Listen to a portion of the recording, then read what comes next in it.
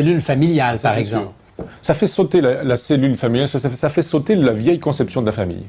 Vieille conception de la monogamie qui suppose un homme, une femme, mariés, fidèles, monogames, habitant sous le même toit, faisant des enfants, et ce pour la vie.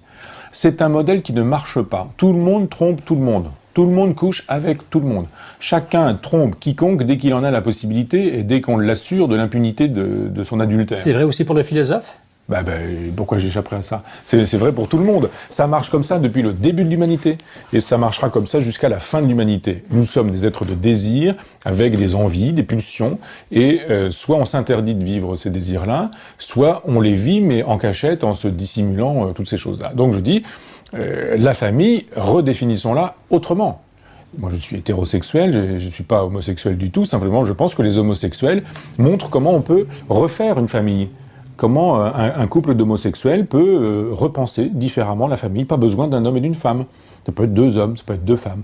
Mais pas besoin d'être deux, ça peut être trois. Ça peut être deux femmes qui sont lesbiennes et qui en même temps ont un compagnon qui aura donné la semence qui permettra à un enfant et qui va générer une cellule nouvelle. On peut avoir, comme le dit Fourier, des passions pivotales et des passions papillonnantes. La pivotale, c'est un être autour duquel tout tourne, c'est le pivot de sa propre existence. Et puis les papillonnes, les passions papillonnes, eh bien c'est la possibilité, une fois, deux fois, trois papillonner. fois. Voilà. Et puis de revenir quand même au pivot. On peut être papillon, on n'en aime pas moins son pivot. Toutes ces formules-là sont susceptibles. Mais ça implique des contrats très clairs, transparents. Oui. Vous le dites, entre des personnes capables de vivre avec cette idée, mais aussi appliquée à soi. Oui. Parce qu'on aime bien l'imposer, mais en retour, on veut aussi contrôler. C'est l'eau de l'humanité.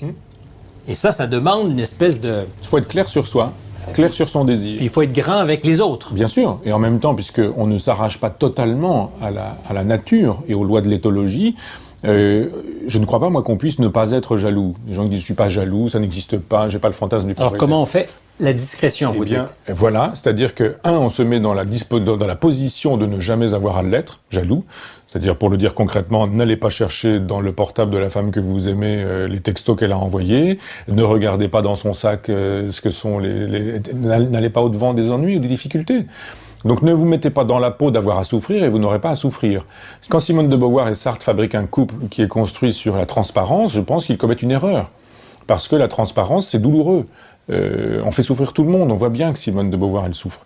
Pas Sartre, parce que c'est lui qui mène le bal. C'est lui qui impose le contrat de transparence. Absolument.